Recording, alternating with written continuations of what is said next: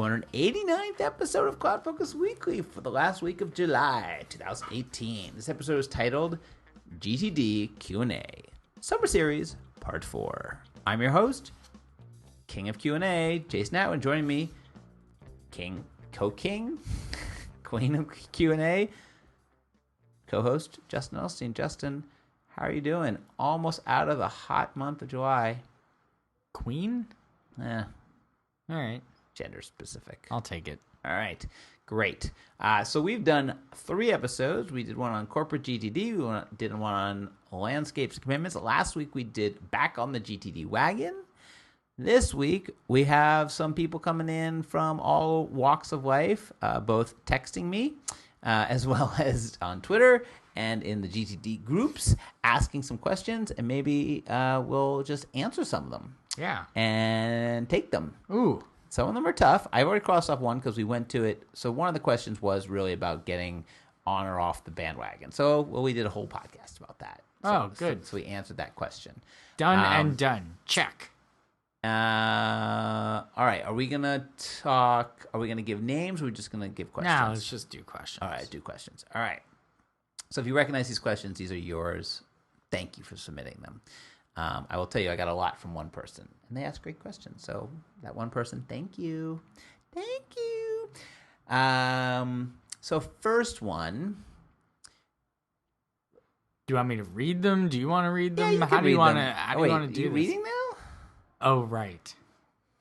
This might take a while if I'm the one reading them. First question. I'm just trying to see if I should paraphrase or not. First question is GTD synonymous with inbox 0? Do I have to do both? Can I have one without the other? Do you want to take that? I'll take a stab at this. Right. I don't necessarily think that they are synonymous with each other, because I think of inbox 0 as a thing that happens like all the time, every single day. But I do feel as though by the time your weekly review rolls around, you shouldn't really have anything in your inbox. So they're sort of synonymous with each other, and I do not necessarily feel like you could be on top of your game without reading all your email. Well, you're being very literal with inbox. You're doing an email inbox 0. So I think that's what this is talking about. Nope. Is it not? Nope. I always think of inbox 0 as Merlin Man inbox 0 email situation. So let me take a stab. So do you actually know, like, is this talking about just physical inboxes, inboxes in general? Because I'm always thinking about email when that question is asked. All right, so this is, inbox 0 is a concept inside of GTD. Just like 2-minute rule is a concept inside of GTD. So the answer is they're not synonymous. One's bigger, getting things done, the methodology, and then there are concepts inside, pillars or things you need to do inside of GTD. Inbox 0 is one of those pillars. It's one of those methods that you accomplish, just like the 2-minute rule. Can you do the 2-minute rule without doing GTD? Absolutely. Tons of people do it. I could tell anybody. I always like the 2-minute rule as a starter too, because it's so simple. If you can do it in less than 2 minutes, just do it. You don't even have to describe writing it down. You can just say, just do it. Oh, that's kind of cool. Yeah. So if you see something and you think, oh, I should do that later, but you think, can I do that in less than 2 minutes? Sure, just do it. That's it. It's a great little productivity life hack, let's call it, that you can do outside of GTD. It is part of GTD. It is part of the methodology. It is written about in the book 14, 15 years ago. So inbox 0, I think, has a little bit of a twist. So inbox 0 is a part of GTD in that during your day and during your weekly review, you're supposed to, on your day, you're supposed to clear out your inbox. Inboxes, we get all caught up in the inbox in the as an email thing, but inbox isn't an email thing. It's whatever in is to you. If you're a worker at the factory and they drop widgets into a receptacle that might look like a box, and your job is to take the widgets and do something with them. At the end of the day, you got to get your receptacle down to 0 before you can go home, right? So then we get kind of like, well, inbox is an email thing. If you are a paper worker and inside, literally people put pieces of paper in your inbox, that's your inbox as well. So inbox 0 is the concept that in order to understand all of your stuff, right, and to know what you have, you need to capture stuff and put it in your inbox. And then you go through, you process your inbox to 0. That's what inbox 0 means. To process this stack of stuff that you've just thrown out, because it's, right, get milk, fly to the moon, lunch with mom, diapers for the kids, into my inbox. Now, I have to get that to 0. I should be getting that to 0 daily, because there's stuff in there that I might need to deal with. But on a weekly basis, I'm definitely getting to 0. Okay, so that's sort of like the GTD part of it. Then you add on, it's become kind of a little bit of it's become bigger because people talk about it outside of GTD. Inbox 0's kind of turned, it has talks about it, Merlin Mann does stuff about it. So I've taken this concept of getting your inbox, they've moved it into the email space, and getting your inbox to 0 means, because it's very apparent in the email world, I got 4,000 emails, I get it to 0. And so people started doing it and talking about it and doing life hacks about it, not necessarily connected to GTD, but it was definitely started from GTD. Do you know what is one of my pet peeves about, I'm going to bring it to email. Sure. Bring it back to email. Bring it back.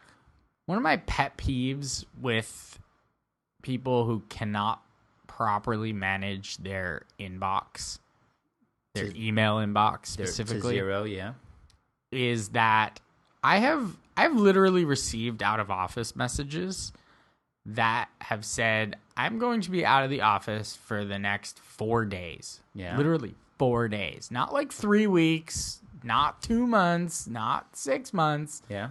4 days. Can you please resend your email upon my return? Like, literally, like, I am not going to read any of the stuff that comes into this inbox over the next 4 days. It. I don't care. I'm going to have 5,000 unread messages, and it doesn't matter to me. That would hurt my head. So you ever heard of email bankruptcy? No. So email bankruptcy is the concept where, just like in financial bankruptcy, you go to your inbox, you delete everything. 5,000 unread emails, you say, I'm going bankrupt, you delete them all, and you just say, whatever in the world's going to come back to me will come back to me. If I saw your email, it didn't see your email, it doesn't matter.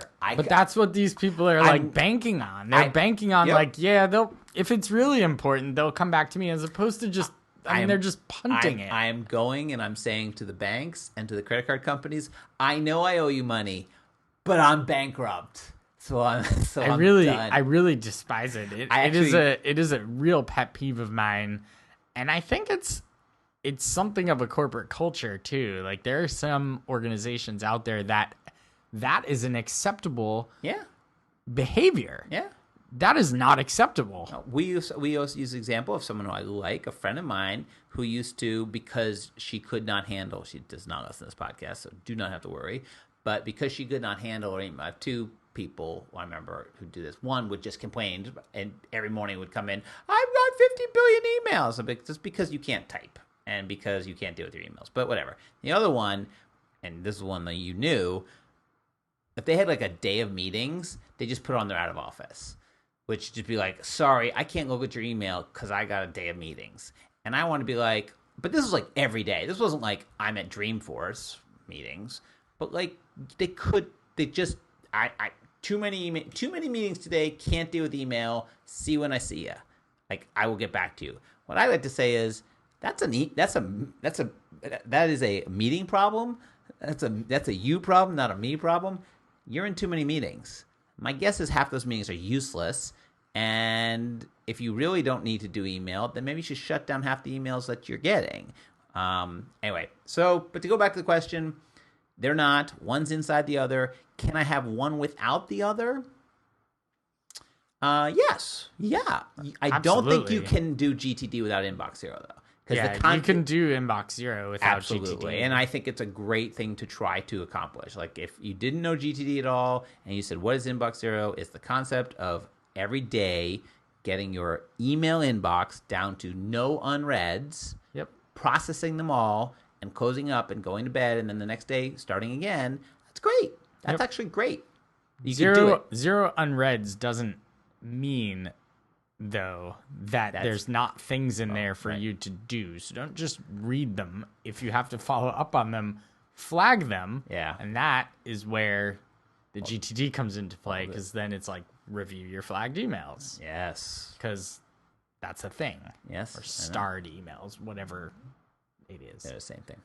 All right. Well, thank you for that question. That was good. Good conversation. Good all right. one. Awesome. Another one is, I don't want to call these people out, so I'll just not. All the questions are great. They're anonymous. I struggle the most with how to prioritize the items that aren't immediate to-dos. Any suggestions there would be appreciated. So this is very common. Like this comes up a lot in that people are they call David Allen calls it latest and loudest. That you get into a mode where you're just dealing with the stuff that's right in your face, the immediate stuff, right? Because I just have to do it immediately. And you don't have a sense of how to do longer term stuff. So this to me says, again, I'd have to go talk to this person, whatever. But to me, this says you're really not using something called a project, because if the way to prioritize in the world of GTD, and I'll stay product agnostic, is to capture everything you have, is to make sure that you have them in a place that you can look at them, you can review them, and you should be able to look at a list of things to do, broken down into buckets, we'll call them contexts, and say, hey, quickly scan them, and your brain is really good. It's amazing. And I used to think this is a crazy theory of GTD, the theory of not having priority, right? Of not prioritizing tasks, prioritizing a medium, a low, and a high. Like your brain is really good at looking at a list of things to do, these 20 things I need to do today, and going and processing a couple things, which GTD tells you to think about. How much time have you got? Like, have you got 5 minutes or an hour? Well, that's going to help. But that changes. I 55 minutes ago, I had an hour. Now I have 5 minutes. That task can't flip its priority just based on that. So I have to be able to look at it and go, where am I? That's important, right? I'm out in the store. Well, I'm not going to be able to write that email, maybe now, but I won't be able to print something or whatever. And then how much energy have I got? I think this is such a huge thing that people miss in GTD, that I can look at a list of stuff and go, I'm brain dead. I cannot do that task. So I'm going to punt it or renegotiate it or whatever. So how to prioritize things that aren't immediate to-dos is to kind of capture them, make a list of them, and then look at them. And actually look at them more weekly, I would say, but then more often. Like, these are things that are longer term. You should be able to go through them and go, oh, that is important. I need to do that now. Yeah. So you have a different take? Yeah, I handle these. I'd loved an example would have been helpful, but whatever. Yeah, I handle these by capturing them and leaving them in my inbox. Yes. And not disposing of them until weekly review time. Yep. So I'll have, and sometimes I'll even prefix them. Like because I'm just capturing them as things, but I know like this is an idea or this is a project. Yeah. So I'll capture it as like project dash, Yeah. and then like write like 2 sentences. Yeah. Like I'm not capturing a task, I'm capturing a whole thing. Right. Like there's probably 5 tasks in these 2 sentences.